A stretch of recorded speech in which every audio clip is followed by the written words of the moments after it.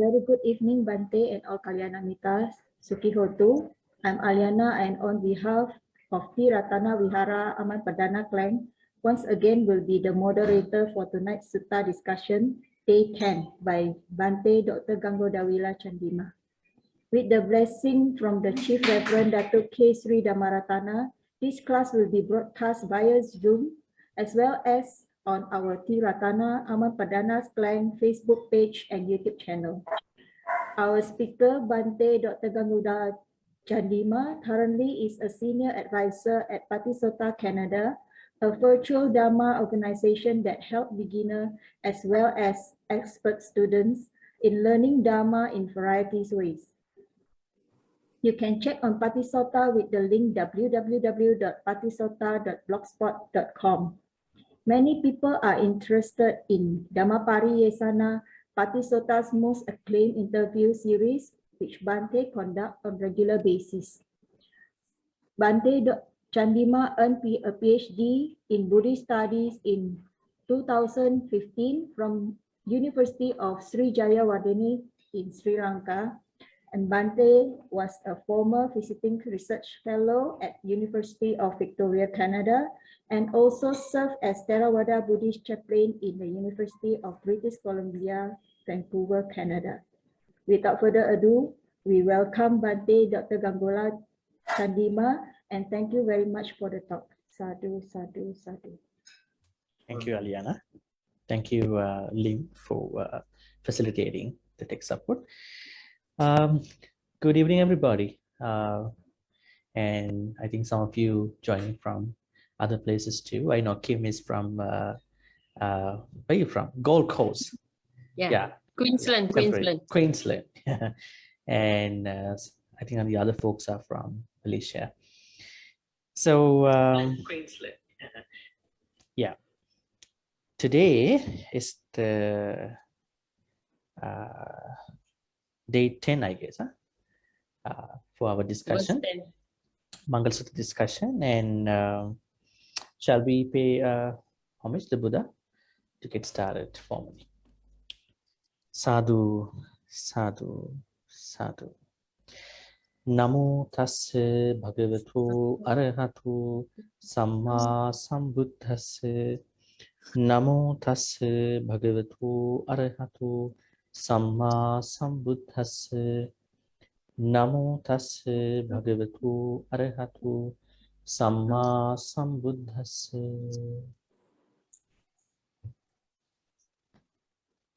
Okay, so we have discussed up until to which Maṅgala factor. We have done to 30th Maṅgala factor. So today we're going to do another 4 Maṅgala factors. That means from 31, 32, 33, and 34. So who wants to read the stanza today? The stanza is verse number 10, Tapocha.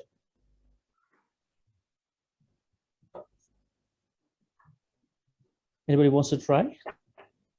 Kim? You want to try? Oh, yeah, sure. Yeah. What's your name? What's your name, though? My name is Wu. They call me Brutus.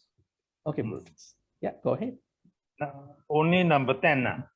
Just number, yeah, only number 10. Tapocha brahmacharyacha Arya Sachana Dasanam Dibana Sachi Kriyacha Etam Maṅgala Muttamam. Great. Continue. No, not for the moment. Oh, that's all. Yeah, okay. That's all for the moment. Yeah. So we have another one Okay. stanza. Probably we're gonna leave it for Okay. next Friday. Yeah. Thank you, Okay. though. Thank you, your efforts. You want to jump into the next one? So excited, huh? Okay. Next week. Okay. Tapocha brahmacharyang cha. There's an asa sound. Brahmacharyang cha. Arya Sachana Dasana Nibbana Satchakiriya cha etang Maṅgala Muttama. Anybody notice that we have come to a level of transcendental stage of the Maṅgala factors? Now, for example, if you look back, that means from 1 to, I guess, let's say 1 to 30th, and we saw that there are a lot of Maṅgala factors we can have just by being a good person in the society, right? Within our personal life, and then being good to other people, right? But if you notice, the kind of Maṅgala factors we are now dealing today, from today onwards, you see a bit of, I would say, a bit of, I would say, spiritual. The spirituality can go to, I would say, the supramundane level from 33, because it says, what do you call it? Nibbana Satya Kiriyacha, Arya Satchana Dasana, Nibbana Satya Kiriyacha. So they all are related to what do you call supramundane stuff. I would say somebody who attains the Nibbana, right? Not for, I mean, even these people live with us, so we cannot say they are kind of in another world. But you know, I mean, the level of mentality, the level of the Maṅgala can be different. When you see from 33, because it says Arya Satchana Dasana, which means seeing the noble truths and then the attainment of Nibbana. But we start from 31, 32, that means Tapocha, Brahmacharya. These two are still secular practices. Okay. What is Tapo? 30. This is the 31 Maṅgala factor. Anybody wants to guess what Tapa means to you? Have you ever found out this word somewhere in your reading? Tapa? Self-discipline, Bhante. Self-discipline. Yeah, that's what we know in the English translation. But going beyond kind of a common English translation, looking at the Pali context, Tapa. Now, Tapa has a couple meanings. Somebody can say to shine something. You're gonna tapa, tapana. And also torturing. Now, at the time of the Buddha, there were a lot of other, especially contemporary philosophers. One of them was Nigantha. Now, Nigantha is pretty similar to the Buddha, Mahavira, because he also said that we need to attain Nibbana. That is why he is called as Tirthankara. Tirtha means the shore. We have to go beyond the shore. Now we also use that in Buddhism. We say sansara, right? Sansara is an ocean. We have to cross the sansara. This is what we say, right? Then we have a shore here. Then we have a shore over there, right? So something similar like in this Jain teaching. And if you notice in the suttas, you can see that oftentimes the arguments that the Buddha had, not arguments, I would say conversations that came mostly like arguments from other, I would say, non-Buddhist people. They are mostly from Jain's followers of the Mahavira, Nigantha, not these other, I would say, teachers like, how do you call them, Purana Kassapa, Makkali Gosala, Pakuta Kachayana, Ajita Kesa Kambala, Sanjay Pillat. They are not the people who came and then started conversation and argue with the Buddha.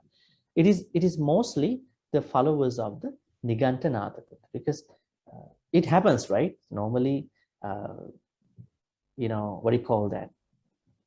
People in the same field argue a lot, right?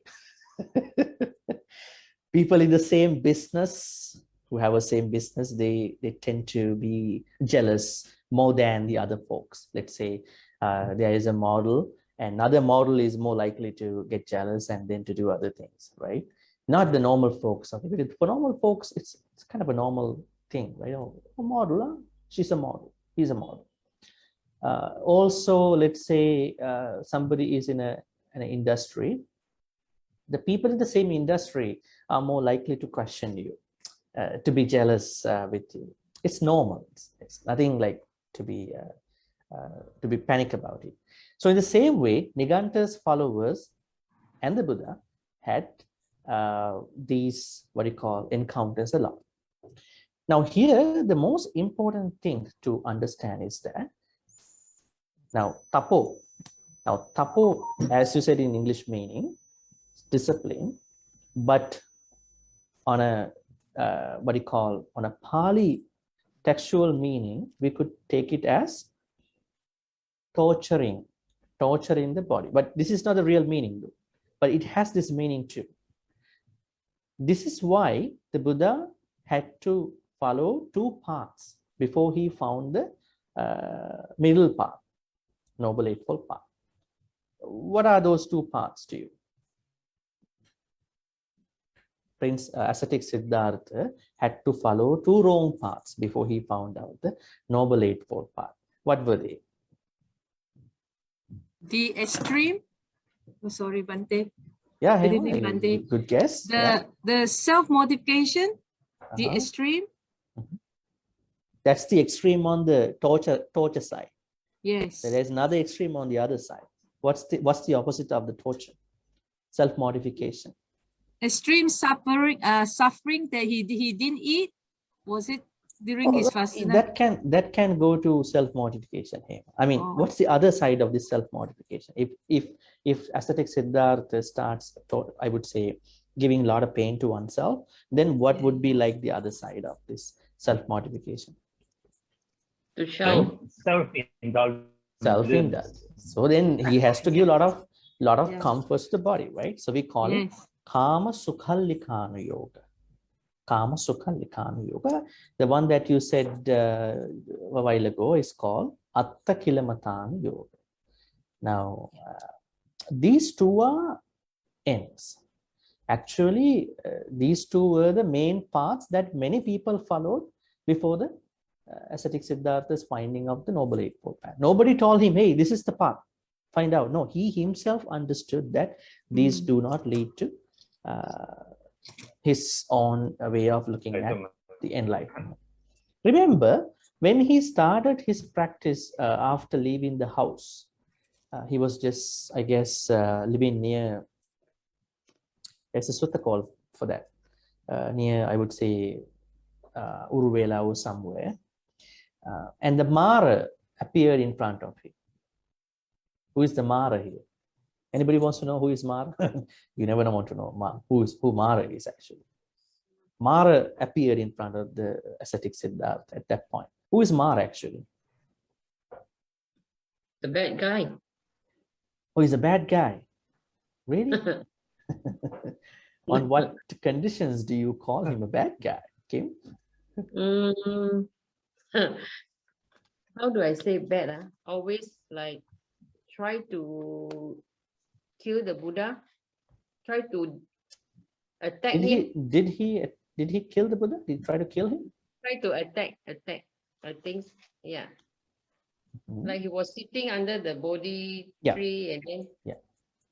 That was just before he attained the Nibbana. He wanted to stop him becoming the Buddha. Probably. But what's the nature of this Mara? Now, the Mara is a concept in Buddhism, but still the scholars debate on the existence of Mara as an individual.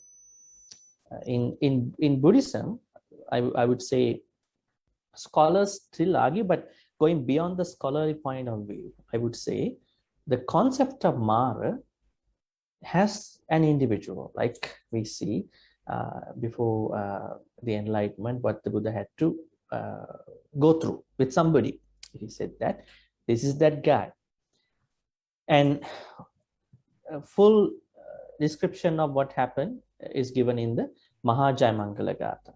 Remember, these stanzas are actually chanted by monks, or even in weddings when a couple is going to be married, and then especially on auspicious moments. How do we start that? Jaya Maṅgala Gathas, right? Mara Tireka Mabhiyujita Sabbaratin. Gaurampana Lavaka Makka. So these Jayamangala Gathas talk about, this is not a, what do you call it, the Buddha's own kind of thinking. These were actually created. It says that they were created in Thai tradition, like pouring water to transfer merit also come from to scholars from Thailand. So I mean, these two are not mentioned in the text primarily, but there is no harm. Somebody wants to pour water for transference of merits, but they are coming from Thai Theravada tradition, especially Jayamangala Gatha, and transference of merits with the pouring of water. But anyways, my point here was that Mara was trying to tell the ascetic Siddhartha that, you know what, you go back to your palace. Then he asked for what? Do more good karma, stay in your palace. What are you doing here? And you know what he said? Prince ascetic Siddhartha, he said, you know what? I don't want either punya or papa. I don't have any use of merit or demerit, because these two lead me to stay in samsara for a more time, right? Actually, it's true. Now, even you do a good karma also. Don't get it wrong. I mean, this is from the view of the from a bodhisattva who's going to become a Buddha. Not for us, actually. We may need good karma because we never know if we're going to be reborn in a better place or not. On his view, he said, don't tell me this thing. You tell somebody else. I don't need good karma or bad karma. I need to stop akusala and clear my mind and then to become the Buddha. He was very mad at that, actually. When he heard, he was very adamant about his enlightenment. So then that's why he wanted to try out, you know, the practices, the main two practices that everybody, you know, tried at that point. So most of them, most of the followers, most of the truth seekers who wants to find the truth, King Kusala Gavis, King Satcha Gavis. So everybody wants to find the truth. Nigantas, other teachers, summoners, and all these people. And then he thought, okay, I'm going to try out what other people do here. And then he started this Atta Kilamatana Yoga in the first place. Now, who do you think suggested him to practice this Atta Kilamatana Yoga? Where we see Tapana here. Now, the Tapana, Tapo, the word Tapana has a direct link to Atta Kilamatana Yoga. So, who do you think asked him to practice Atta Kilamatana Yoga, self-modification, as Hema said? Now, I want you to think about your consistent knowledge about the Buddhist history, especially life of the Buddha. Who do you think asked from ascetic Siddhartha, hey, you know what, you have to practice? Start from this practice in the first place. Maybe his first two teachers? Huh? His first two teachers? No, they said, you stay with us. But he left. He said, I'm already with your level of attainment, so I don't want to. He said then, those two teachers said that, can we share our students? And you can take turn. And he said, no, I'm okay with this level. I want to go further. I'm not looking for the bliss from the jhanas. I want to look for the truth. Now, the purpose of the jhanas is to find the bliss. The Buddha said that's dangerous, because it's okay to start with jhana, but don't get ended up with the jhanas. You have to then streamline, navigate your path towards the vipassana. At that time, a lot of people there, especially those Alara Kala, Muddakaram, Putta, and so Bhargava, their plan was to get up to different jhanas. He said, this is not my purpose, but thank you though, I wanted to continue. Now I'm asking, who do you think that suggested ascetic Siddhartha to practice self-modification?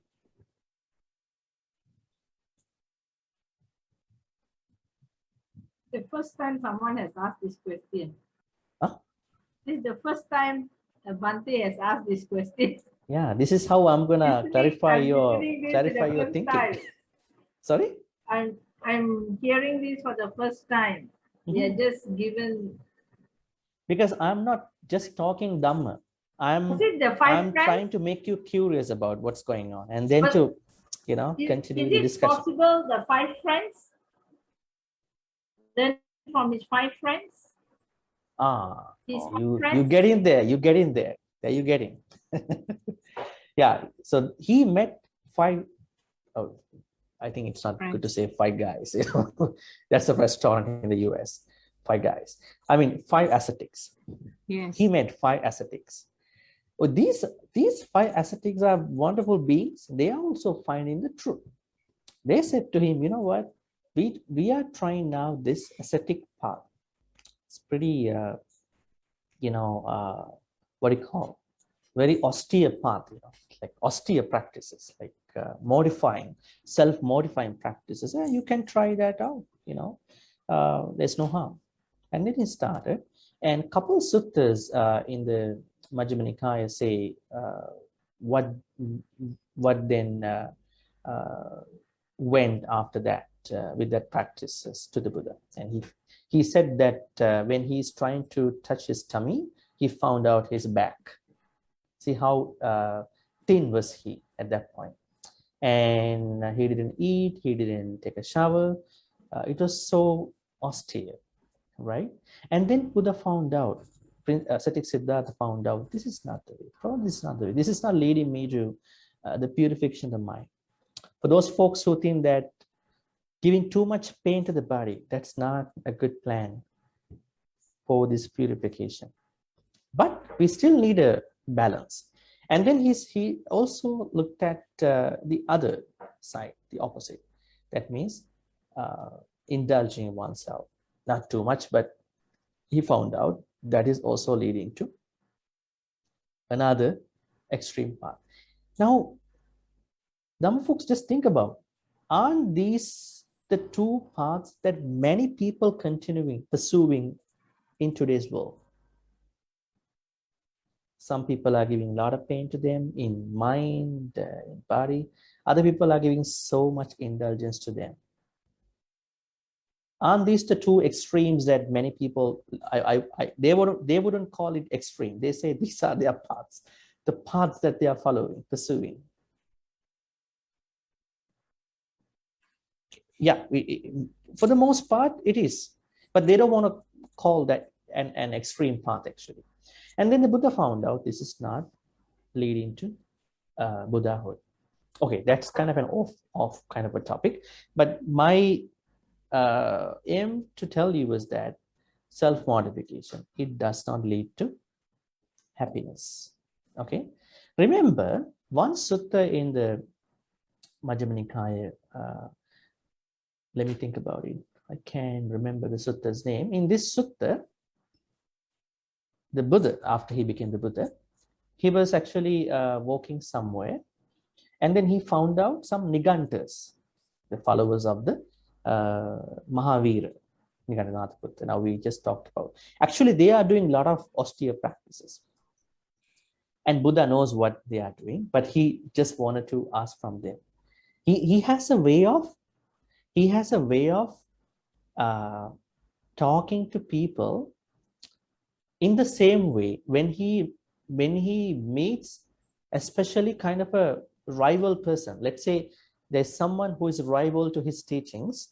So he's not trying to present his own way. He's trying to use the same words, mostly the contextual words that the rival person is going to use. In the same way, he questioned these Niganta's followers, asking them, what are you doing over here? They said, we are actually having this sunrise with the hot sun, scorching hot sun. We are not wearing any dresses because we're going to give pain to our body. We're not taking a shower for many years now. The level of their dirty stuff has gone up. And then the Buddha asks a different question. Why do you practice these things? And they said, for 2 purposes. One purpose is to stop doing more karma. Okay, stop doing more karma, and to compensate for the old karma. Okay, so there is no new karma, and they think that the more they can compensate for the old karma, there's nothing in the future that will take them to nibbana, kaivalya, they say. And then the Buddha asked, how much have you already compensated? How much karma have you already compensated? He said, no idea, but we think it's a lot. And then the Buddha asked a question, who is the most happy person in India? They say, it's Bimbisara, right?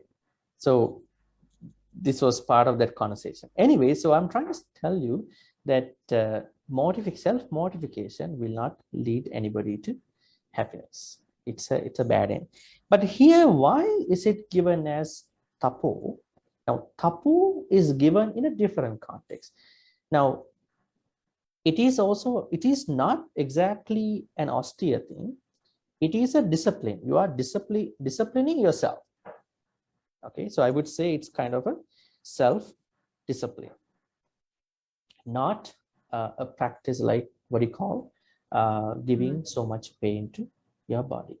Remember, in one of the Dhammapada stanzas, it says the greatest tapa is nothing but the patience. Kanti paramang tapu titikha. Has anybody ever come across this statement, phrase? Kanti paramang tapu titikha. Titikha, let me type it for you.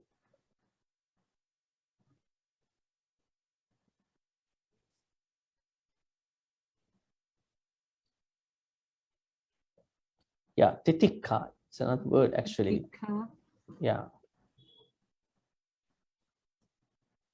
Titikha in another context means the greatest practice. I would say the greatest practice, because a lot of people think in India at that time, the greatest practice is to torment, to torture, to self-modify.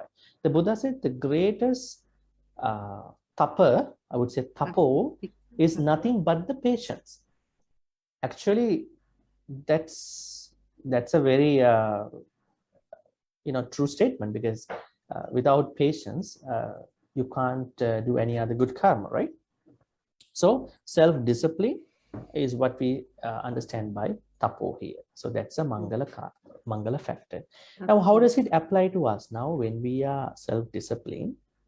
It is a Maṅgala factor. You know what you are talking to other people. You know where you are going. You know your own mental levels, emotional level, right? You know where you are. You are pretty much managing yourself very well. Not like getting attacked by external things, right? So we need a self-discipline. For those folks who get so, I would say, mad and then I would say crazy, we can see that there is certainly no self-discipline because they are not managing themselves very well, right? So that's what we understand by tapo here. But see this translation in Arrow River, to practice austerities. It's kind of leading to some different conversations. Okay, any questions about it? Tapo? No. This is the Maṅgala factor 31. Bhante, is it practicing tapo meaning kusala and akusala? Yeah, on a larger context, yes.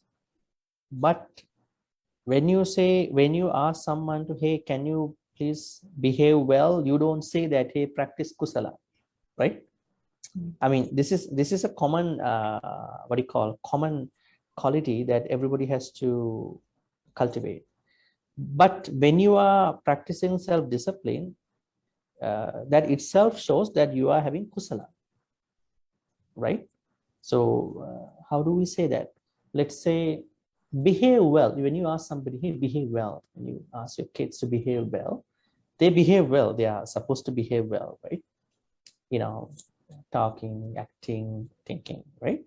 We know that these three aspects lead to creating a lot of kusala karma. But the thing is that we are not saying, hey, can you practice kusala now? No, akusala. We don't say like that. But on a larger, broader context, yes, it is a practice of kusala. But here it is simply the self-discipline. Simply the self-discipline. Now, self-discipline simply means that you are trying to manage yourself, right? Remember when Patachara came to see the Buddha, remember, she doesn't know who this is, right? Patachara's husband was killed, and then her two children were killed too. And then she heard that her mother, father also died from a fire. And then she was out of her control. She even doesn't know whether she's wearing a cloth or not, right? How do we know that we wear a cloth? Because we have the discipline at the moment. If we don't have the discipline, we wouldn't care any of these things, right? What's the advice the Buddha gave to her? Buddha never said, hey, just leave the Dhamma whole. She was naked. The Buddha said, sister, can you please manage yourself? What a wonderful idea is that. The other people were questioning, hey, how come you came in, right? Without any dress over it. But Buddha didn't say anything. Because Buddha is a person who is really concerned about the mind. And he asked her, can you please take care of your mind? Manage yourself. Discipline yourself. That's it. Right? This is how we need to train people, not to isolate them, because they are getting so much stressed out, depressed with different things, right? Okay, that's tapa. Then tapocha, the next one, that means 32.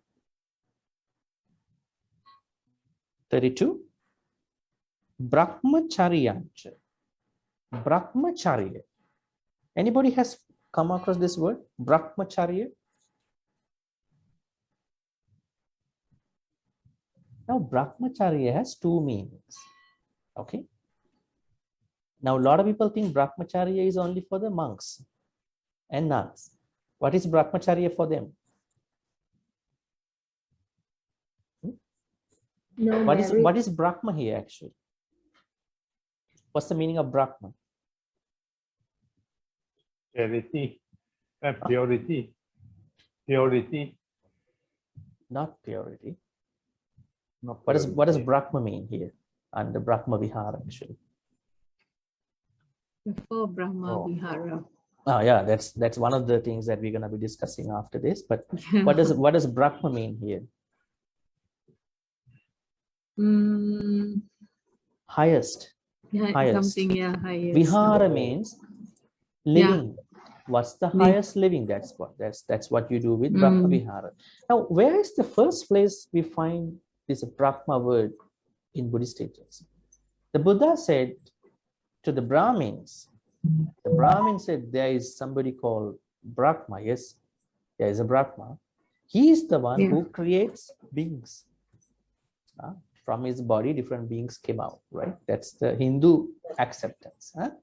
The Buddha said, it is not like that. Beings come from the union of two people. So I call them to be the Brahma.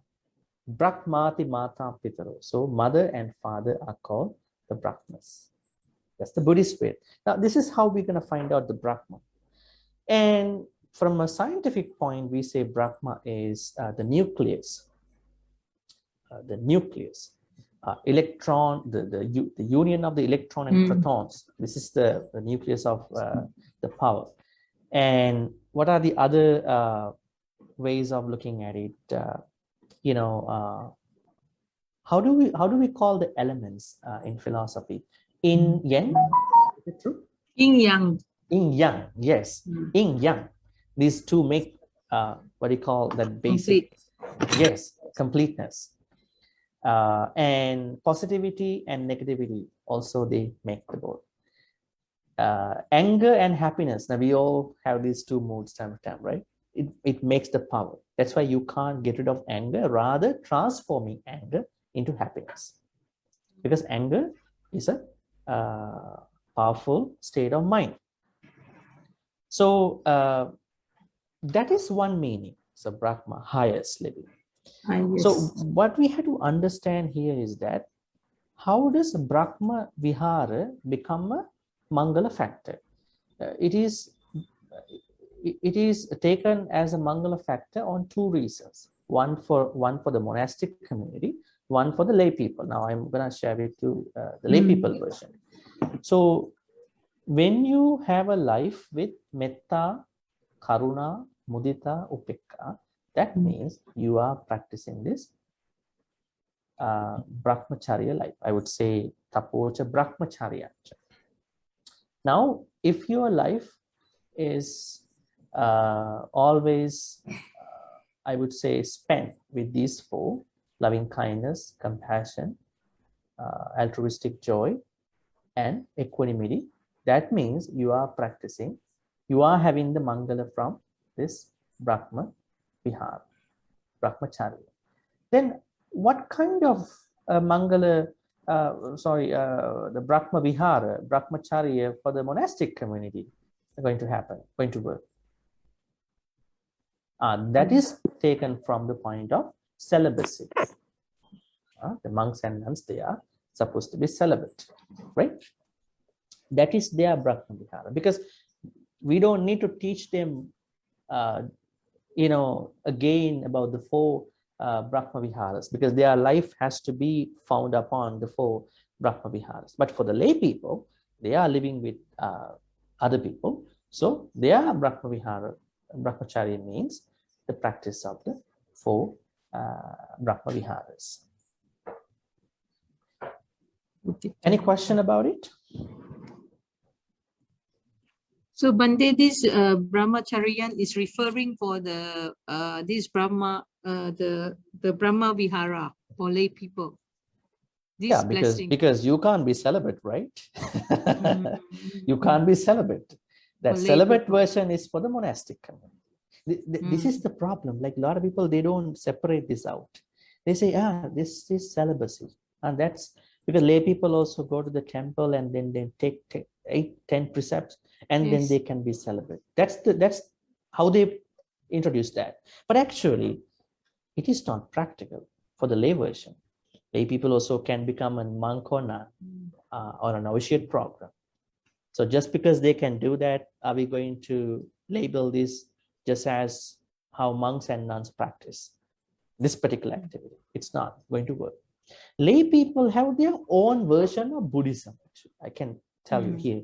So they can have their, what you call, the noble life by always spending their time with Metta, Karuna, Mudita, Upekka.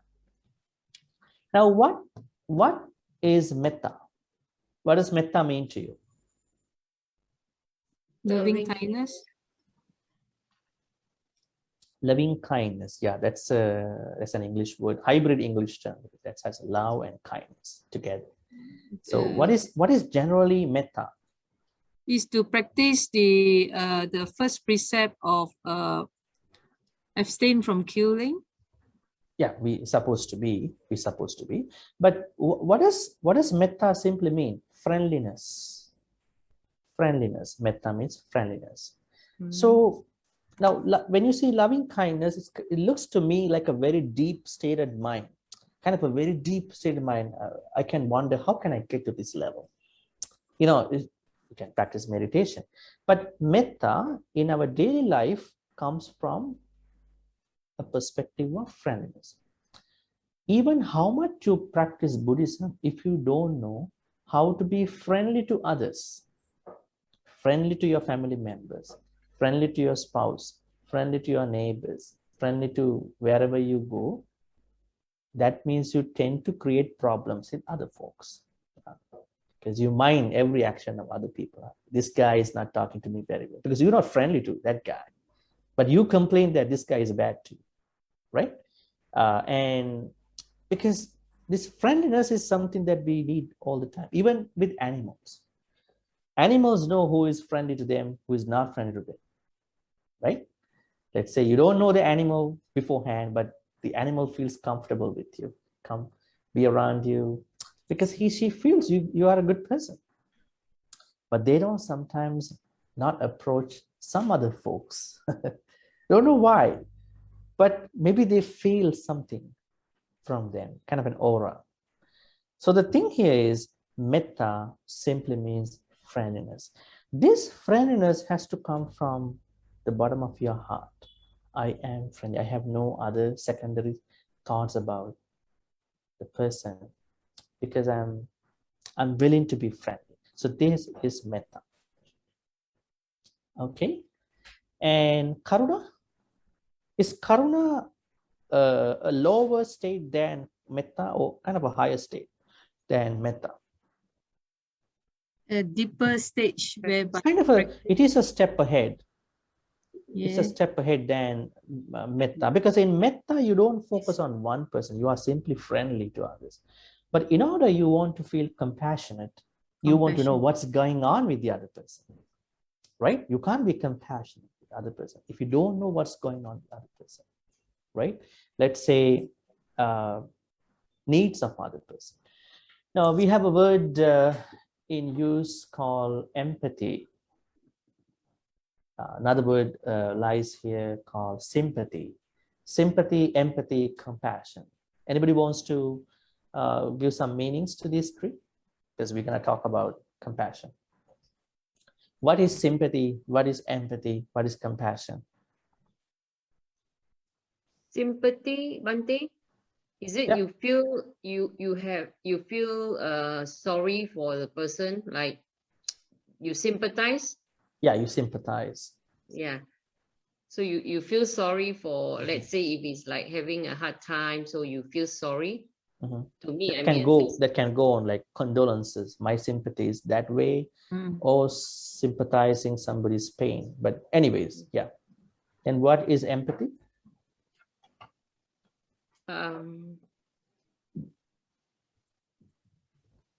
Actually, it's quite similar, you know. It's quite really similar. Is it similar to you?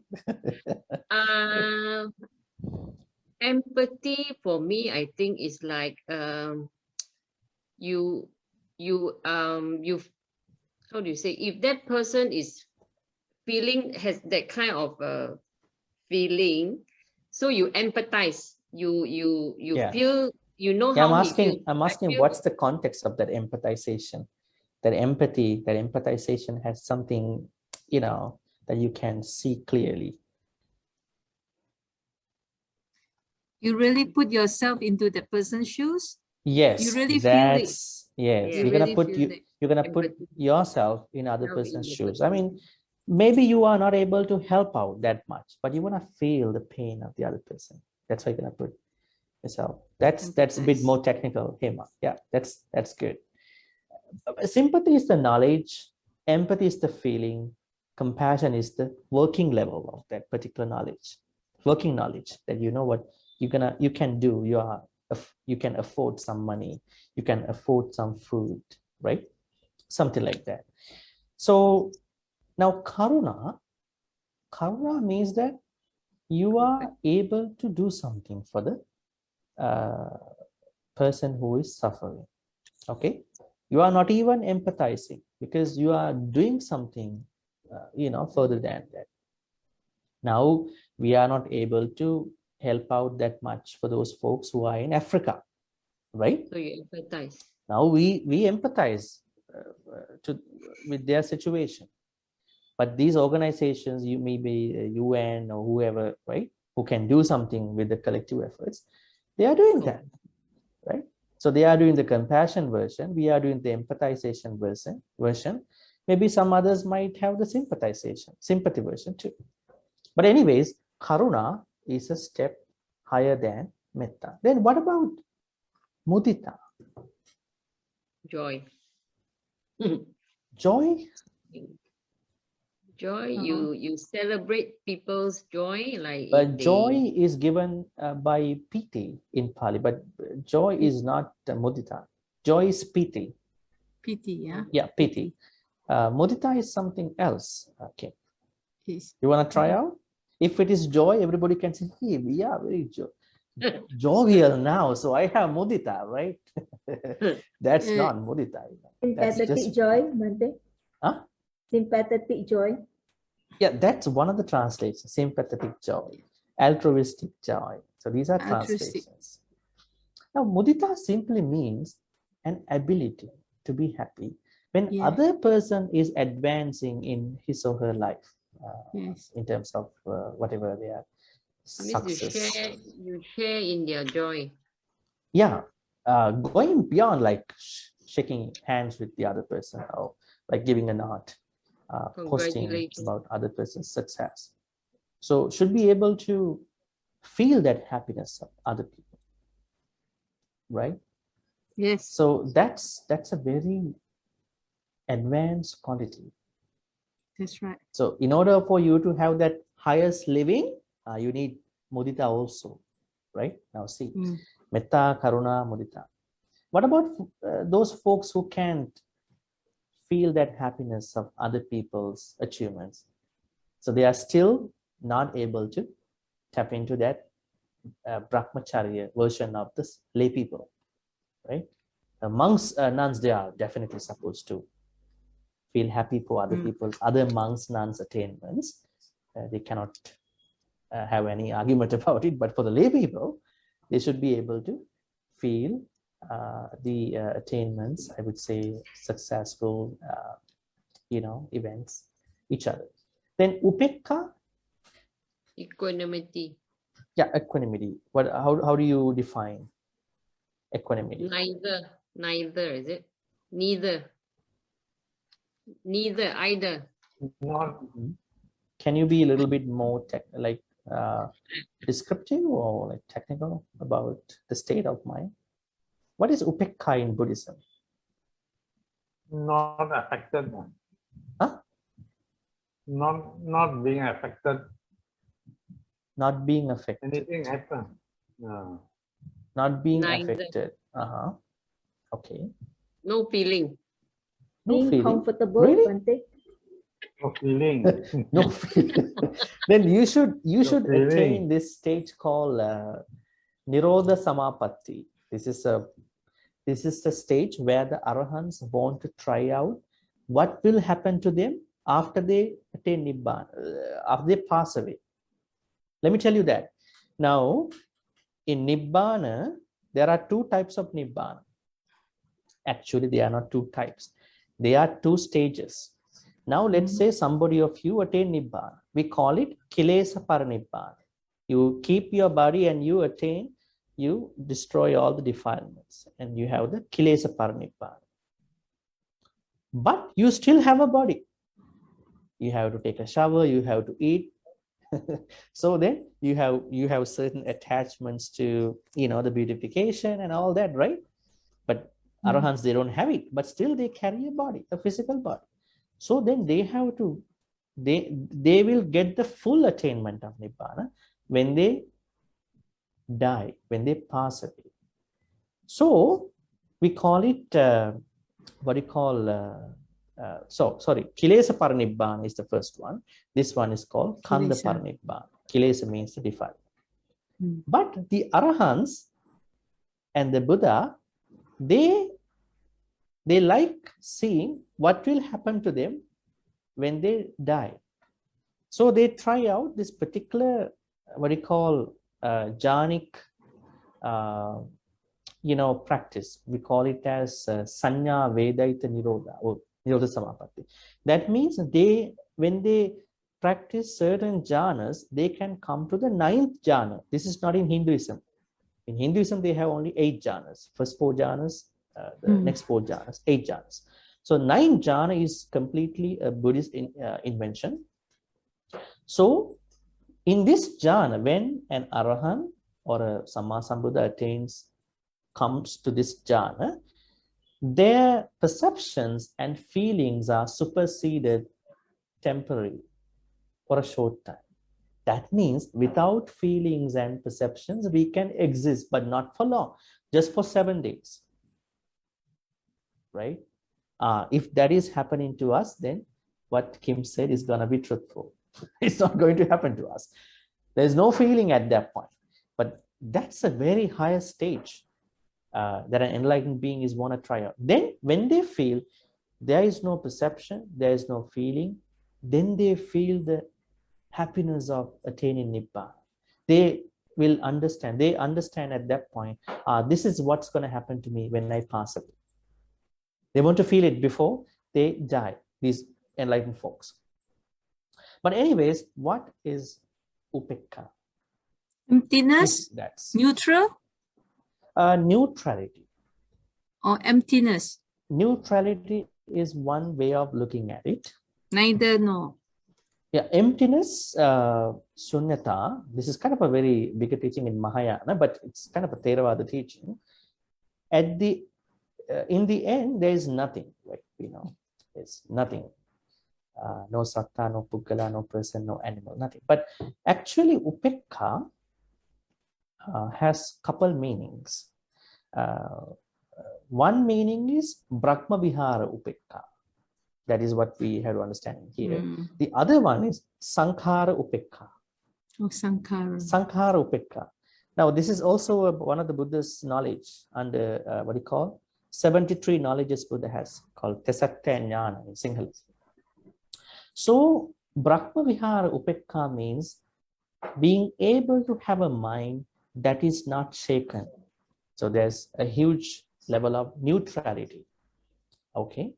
So let's say today you are highly complimented by somebody. Hey, you are the boss. You did very well. You're so happy about it, right? And on the next day, you make a mistake and then you are highly criticized, right? If you have a compliment, expect the criticism at least from a constructive point of view, right? So people are always fluctuating in this at this juncture. They catch up with this one or the other one. But the Buddha said, do your best, but don't catch up with any ends here. This is what we call these revolving stuff. So that is the upekkha mind. And upekkha is the highest quality in most of the teachings in Buddhism, even in the Paramita, even in many other places. That is Brahma Vihara upekkha here. But what is Sankhara upekkha? Sankhara upekkha is the knowledge that the Buddha has with upekkha. When you attain Nibbana, you look at everything with upekkha. Somebody dies. You are getting successful. You have a gain, or you have a loss in your company or in your work, right? Your children are studying very well, right? So you are always looking at with advancement, achievement, not with upekkha. So when your child doesn't do well, you get so angry about it, right? Because you don't look at it with upekkha. That's why the Buddha said Brahma Vihara, Sankhara upekkha means being able to look at any phenomenon with upekkha. That is a knowledge. Okay, so now see how far we have gone to talk about Brahmachari, lay version of the Brahmachari and the monastic version of Brahmachari. So Tapocha, Brahmacharya. Now the rest of the two, they are, unarguably relevant to the supramundane Maṅgala factors, which are called by Arya Satchana Dassana, seeing the noble truths, realizing the noble truths. Can anybody want to share with us what these four noble truths are? Somebody who did not talk to us today.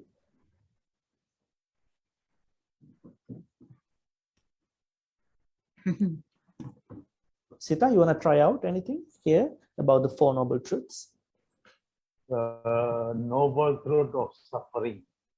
Yes. The noble truth of the cause of suffering. The noble truth of the cessation of suffering. And the path leading to the cessation of suffering. Okay. Now, that's what we understand by the Four Noble Truths. Actually, there is only one truth That is what we know from the commentaries. But in order to teach the truth, Buddha had to use a fourfold technique. At that time in India, there was this phenomenon called, there is a sickness, there is a cause of sickness, and there is what do you call treatment, and the recovery, and then the treatment. And this is what the then India society was very conscious of. So Buddha had to incorporate this truth teaching into that understanding. That's why he had to use these four. Otherwise, how come there can be two truths? There's only one truth in Buddhism. What is that? Dukkha. That is the only one truth. But in order for Buddha to teach that, he had to say there is dukkha, dukkha's origin, dukkha's cessation, dukkha's cessation path. There's only one truth, but in the text, he had to give it in four ways, because the Indian consciousness at that point, the Brahmanic consciousness, Vedic consciousness was four. So if somebody is to really want to understand these four, that is a blessing. Even the attempt to try this out, even to think to oneself, hey, I wanted to understand these four, even from a secular level, maybe the practitioner level, that is a definitely Maṅgala factor. Remember, there is one sutta in Majjhima Nikaya called Arya Pariyesana. In this Arya Pariyesana sutta, the Buddha mentions there are two researchers. Now we all do research, right? He said search. Noble research, search, or ignoble research. Arya Pariyesana is noble research, and Anarya Pariyesana means ignoble research. What is the noble research? What is the ignoble research? There are researchers, I don't think they get wrong this statement. What is Arya Pariyesana? If somebody is born but still wants to find out ways to again get the birth, jati.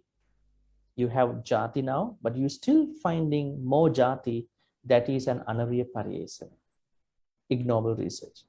If somebody is having this decay, aging, but still that person is trying to find more aging, that is an Anarya Pariyesana. If somebody already having sicknesses because they carry a body, still want to find out a life with a lot of sicknesses, that is also Anarya Pariyesana. If you are going to die, definitely. If you also look for other lives, it is also an Anarya Pariyesana. If you are born, but if you look for the life, there is no jati. If you are aging, but if you look for a life where there is no aging, jara.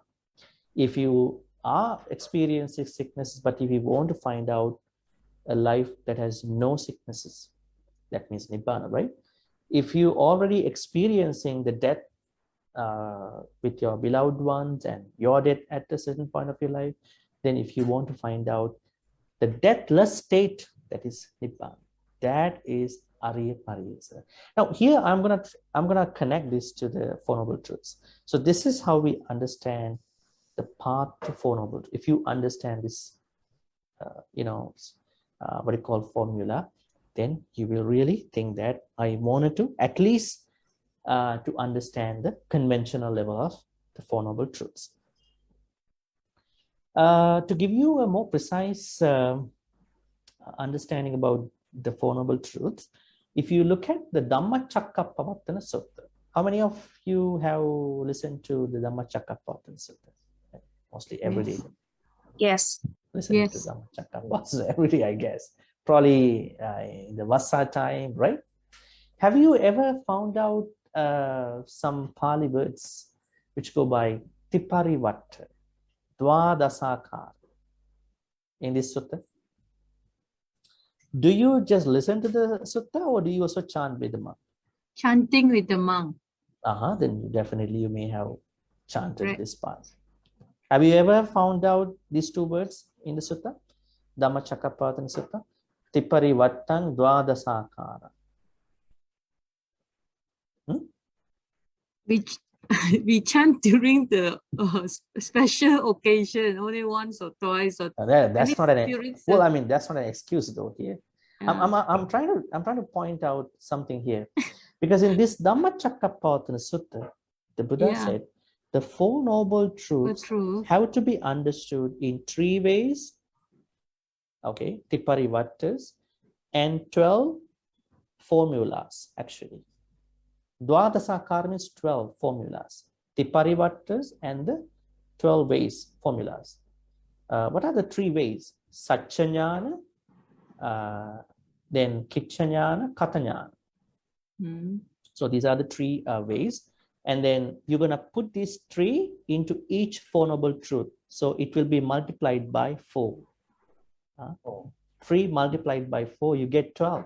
Oh. So if you really want to understand the path of the Four Noble Truths, you have to go by these 12 formulas.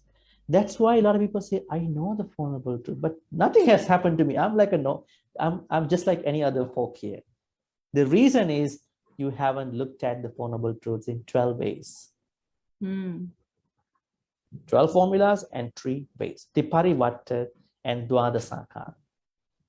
Anybody wants to try out, find out the sutta? Dhammacakkappavattana Sutta. And let me see the place, the quotation here. Then we can look at it on real time.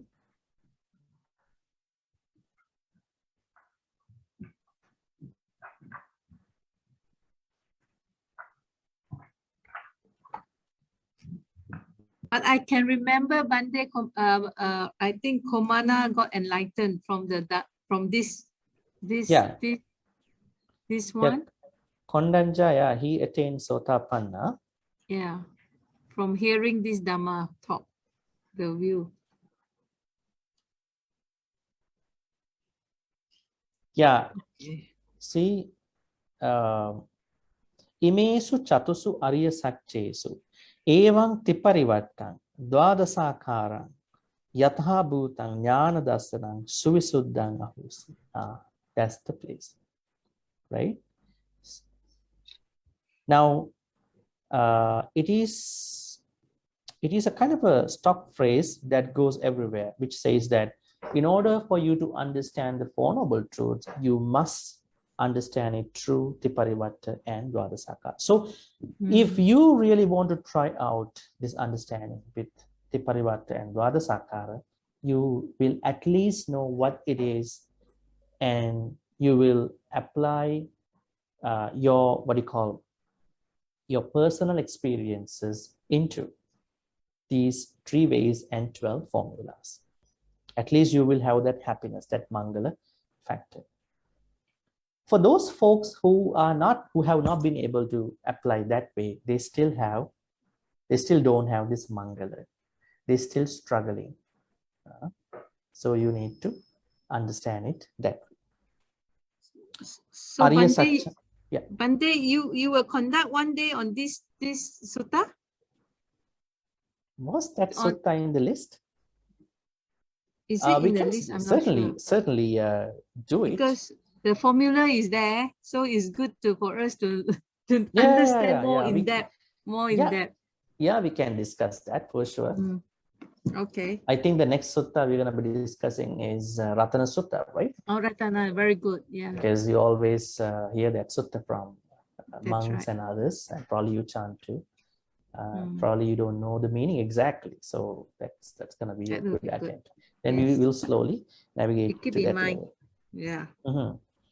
So, any questions about Arya Satchana Dasana? Any other folks?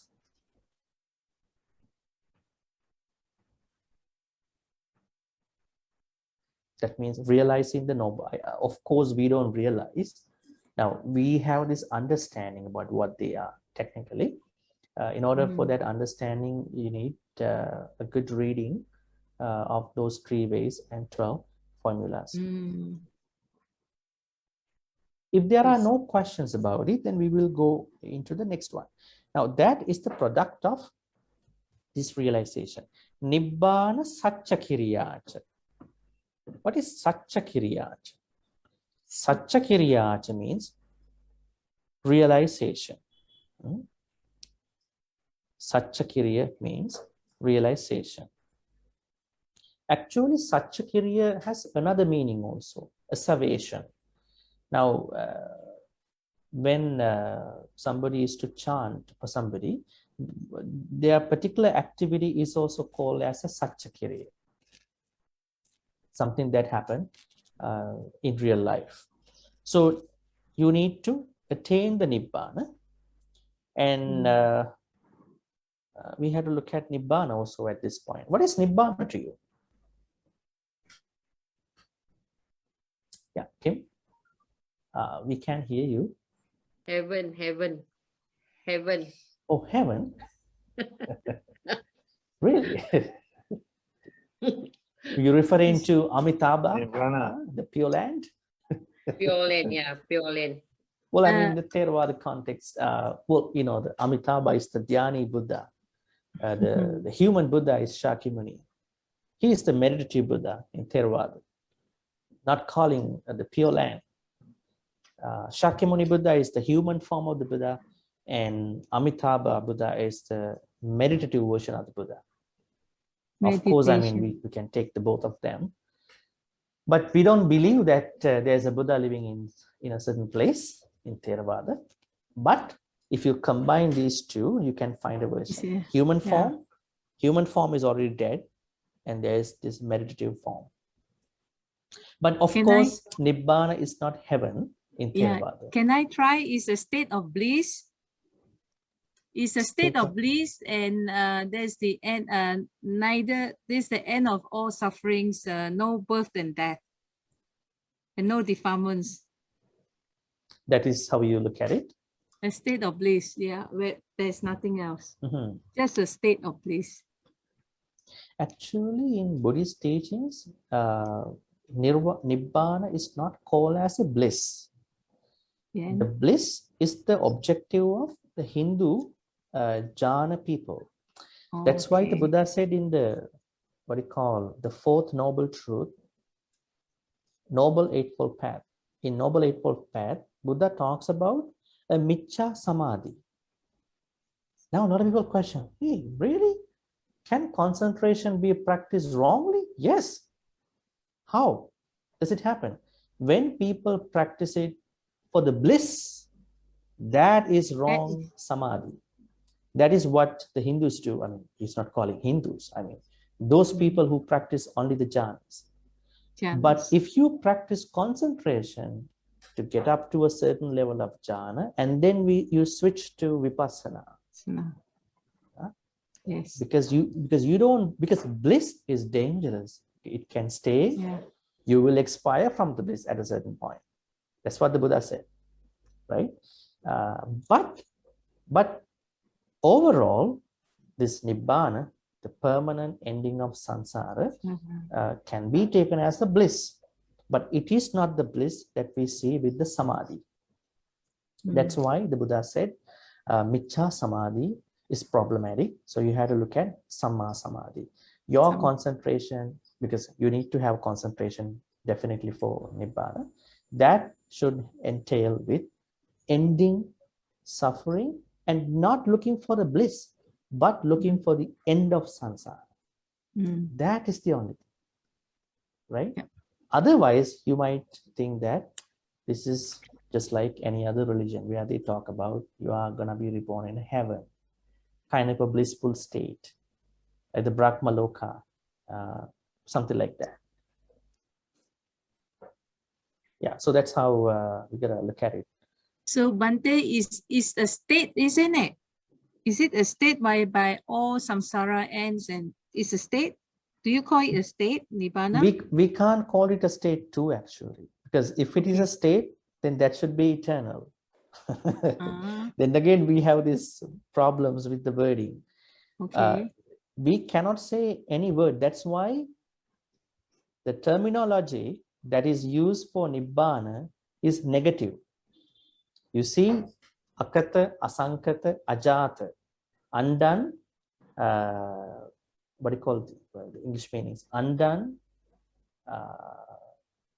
all are actually given with a negative version. It is because otherwise people think it's a permanent state of mind. The Buddha said this is the ending of suffering, and that is Nibbana.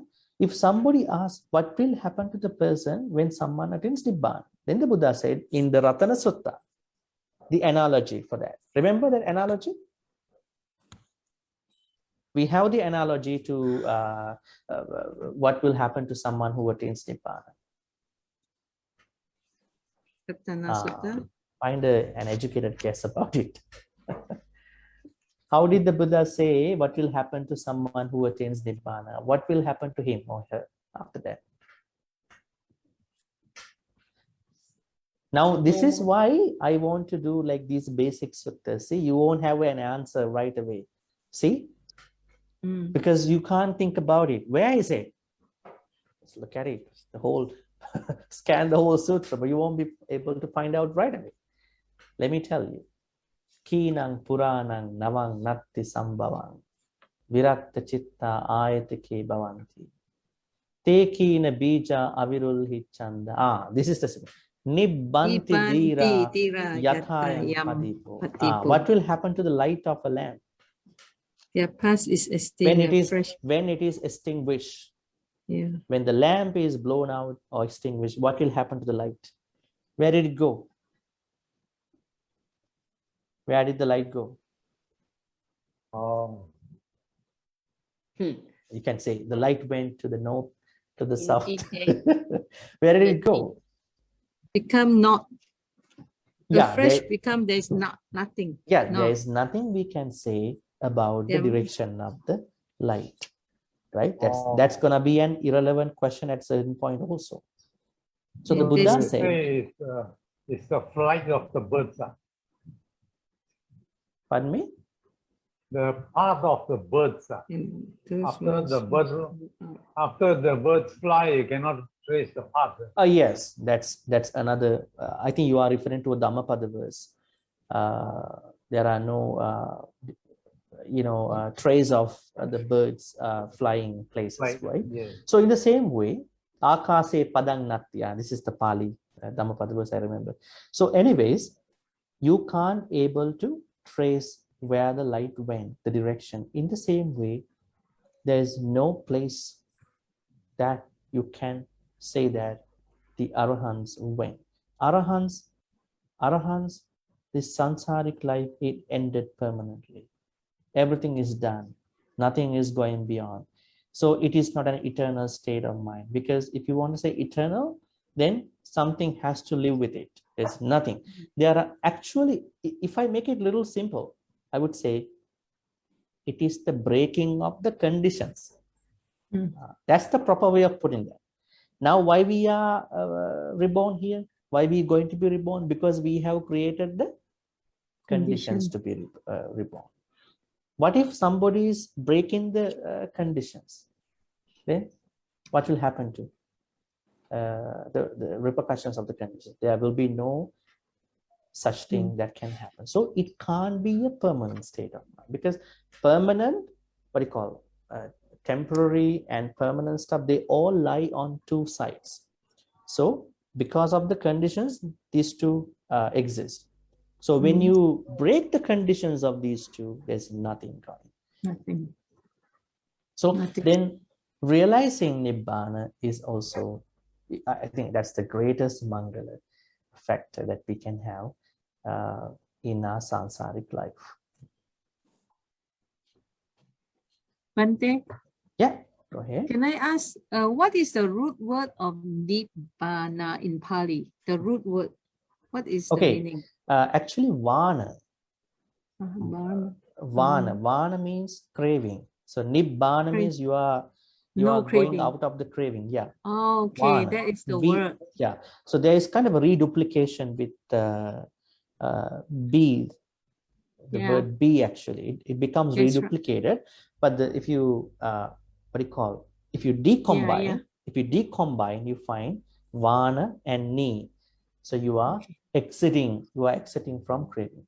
Okay. Another very interesting thing I want to share with you is, now you know the particular bad states of mind that many of us in the society have. Now you can quote, this person has a lot of greed, that person has a lot of anger, right? These two make up the ignorance, right? Then why is someone having to deal with the greed part when it comes to the Nibbana? Because craving is the higher version of the greed. Why there is no anger? There's no hatred part with this Nibbana thing. The reason is that anger, greed encompasses everything. Hatred, jealousy, everything. Why people getting jealous? Because they are greedy for the things. Why people are angry? Because they want something to happen in a certain way. So greed encompasses everything, and then that will become what you call the full version of greed, that is called tanha. That is why there is no particular wording for dosa, what you call the hatred part. Remember one monk at the Buddha time, he was a very good monk, but according to the Vinaya, he broke a very small precept, that was to break a branch of a small tree. So he was thinking this all the time. I was so good. This happened to me, I was thinking. So what happened to him was, over time, is that he was hating what happened with that particular activity. So he passed away. He became a very big cobra in the river where he was staying. That means if you have a lot of greed and you die, you're gonna be a peta. If you have a lot of hatred and you die with that hatred, you're gonna be a snake. This is what we see like in the teachings. But my understanding is, even you make a small mistake. Now look at Angulimala's case. Look at Kosala Mallika, right? You know what happened to Kosala Mallika, right? She gave the biggest dana, largest dana, what do you call, the most, convenient dana to the monks and nuns. Remember? Asadisa Mahadana, unparalleled. But what happened to her when she passed away? She was born in the hell for a week. Why? She lied to her husband, King Kosala, for something she did. She did actually. Because she was hiding that thing from him. She was there for a week. The King Kosala wanted to ask where she was reborn, but Buddha made him forget to ask that question for a week. Because on the 8th day, she was reborn in a heaven. So that's why I'm telling, whatever happens, don't worry too much, because you can do a lot of good karma. Because if you only focus on that thing, over time, you have a huge hatred, anger towards why it happened, why I did that. You cannot change that, right? So that's also connected to this Nibbana concept. Any other question?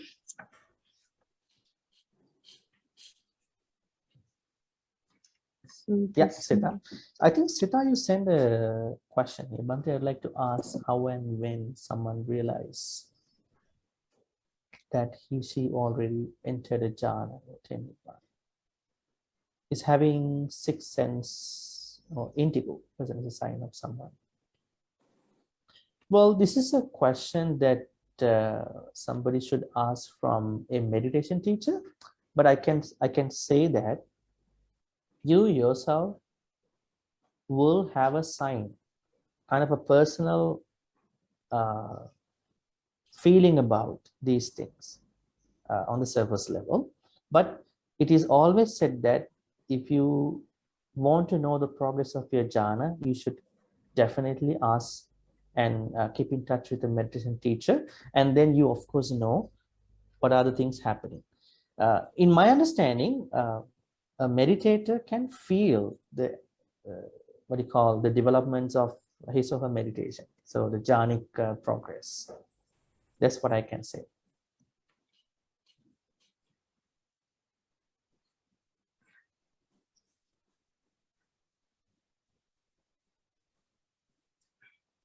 can you explain more about the 3 ways of Four Noble Truths? Okay, now let me give you a very short introduction to those 3. Satcha, Kitcha, Kata. Now, Satcha means that you have a conventional good knowledge about that particular Satcha. Let's say if you take each Satcha, what you call suffering, the cause of suffering, then cessation of suffering, and the path to end the suffering. You should be able to thoroughly read each Satcha very well, you know. And Kitcha means that you should understand what you should do to practice this Satcha within your life. Now, a lot of people, they don't do this thing. They know, but they don't apply the particular Satcha into their life. That is Kitcha. Now, the third one, Kata, means that you understand, you already known to this particular Satcha, and then you are doing the application part. Now you have attained the particular, what you call, insight about each Satcha. That's how you're going to take 3 ways into each Satcha. And the 3 ways themselves become the 12 formula at the end, because 3 multiplied by 4.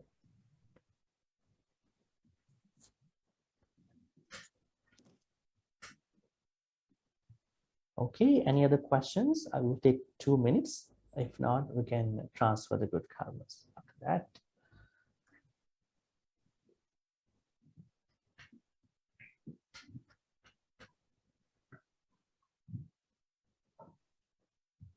And we have one more day, I guess, to finish Maṅgala Sutta. So that means we're going to take the 11th day for this. And we can go to Ratana Sutta. But I like, if you want to ask specific questions about the 38 Maṅgala factors on a day before we jump into another long sutta, that would be a good thing, I guess. So there is something meaningful rather than jumping into Ratana Sutta right away. So we'll take another 1 day to finish the whole sutta, and then to take another day to discuss any questions that you have about the whole 38 thing.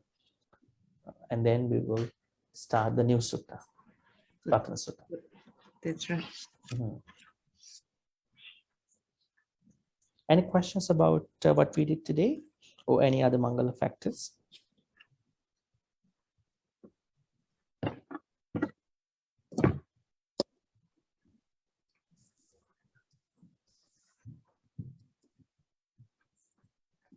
Now, there is a very funny question that monk who was in Sri Lanka long time ago asked.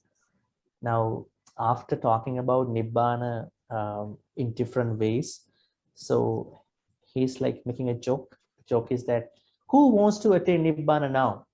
A lot of people, they get very surprised, and they get not very excited, because having some questions, some statements to the monk saying, Bhante, I have a family, I had to think about it, you know. I can't attain Nibbana right now. I want to make a plan for them. See, people have a lot of preparation stuff going on, right? So it's very funny the way how things go with that saying. That's why in Buddhism, the knowledge and practice has a huge difference. Even not the Nibbana teachings, also the other secular teaching. People can, I know that there are a lot of people who are ignorant. They don't know what they are. But there are a large number of people who know these things in different ways. But the problem to them that is reflecting is that the application.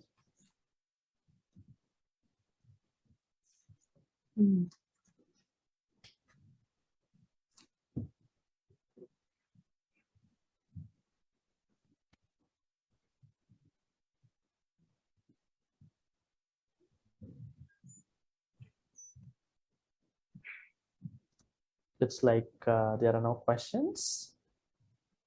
Am I correct? Okay. Okay. So if there are no questions, we're gonna move on to the transference of merits. So let's reflect upon all the good karmas we've been accumulating today. Today, after we paid homage to the Buddha, we've been discussing the Maṅgala factors, yes, from 31, 32, 33, 34. This is not the last set. Next week, we're going to be finishing the last set, 35, 36, 37, 38.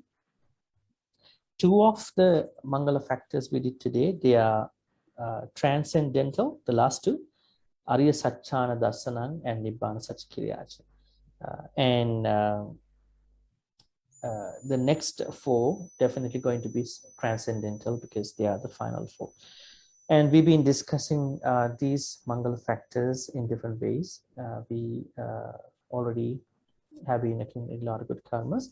May all these good karmas be transferred to all the departed relatives who passed away in the name of all of us. May they be able to receive all these good karmas if they are already reborn in a woeful state. May they be able to switch to a better place. If they are already in a better place, may they be able to use these good karmas to improve their standards and be able to attain the supreme bliss of Nibbana.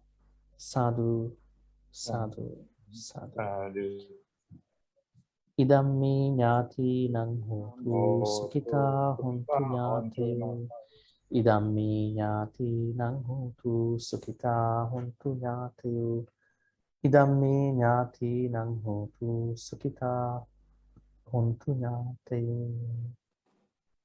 May all the devas, nagas, brahmas also share all these good karmas and bless all of us for good health, quality of life, and prosperity, safety, and all the good things. May the nagas, devas, and all the mahadikas also be well and happy and finally attain supreme bliss of Nibbana. Sadhu, sadhu, sadhu. Ettavata cha ammehi sambatang punya sampadang sabbe deva anumodantu sabba sampatti siddhya. Ettavata cha ammehi sambatang punya sampadang sabbe bhuta anumodantu sabba sampatti siddhya. Ettavata cha ammehi sambatang punya sampadang sabbe satta anumodantu sabba sampatti siddhya. Aka sattha chibummatta devanaga mahittika punyantang anumoditva chirang rakkhantu lokasasanam. Aka sattha chibummatta devanaga mahittika punyantang anumoditva chirang rakkhantu desanam. Aka sattha chibummatta devanaga mahittika punyantang anumoditva chirang rakkhantu mang paranti. Finally, let's make a great wish. May all the good karmas that we've been accumulating in all these ways be helpful for us to attain the supreme bliss of Nibbana. Sadhu, sadhu, sadhu. Now I'm going to bless you with a couple more stanzas. Please receive the blessings. Abhivadana siddhisse niccang vaddha pachayino Chattaru dhamma vaddhanti ayuvanu sukhang balang ayura rogya sampatti sagga sampatti mevache atho nibbana sampatti iminati samicchatu. By the power of the Buddha, Dhamma, Sangha, may all your sicknesses go away, may all your fears go away, may all your sufferings go away, may you all be always safe, sound, and prosperous. Sadhu, sadhu, sadhu. Thank you very everyone, much. and I hope you have a good night. Thank you very much, Bhante, for the wonderful discussion. For those who wishes to review or watch the recorded video of the Sutta discussion, can check on Ti-Ratana Vihara Aman Perdana Klang Facebook page and YouTube channel.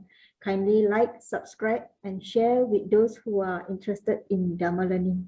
Thank you very much for joining us and have a pleasant night. Sadhu, sadhu, sadhu. Thank you, Bhante. Thank you. Thank you, Aliana and Kim and everybody. Brother, sister. Good night. Good night. Good night. To see you next week. See you Friday. next week. Good night. Thank you, Bhante.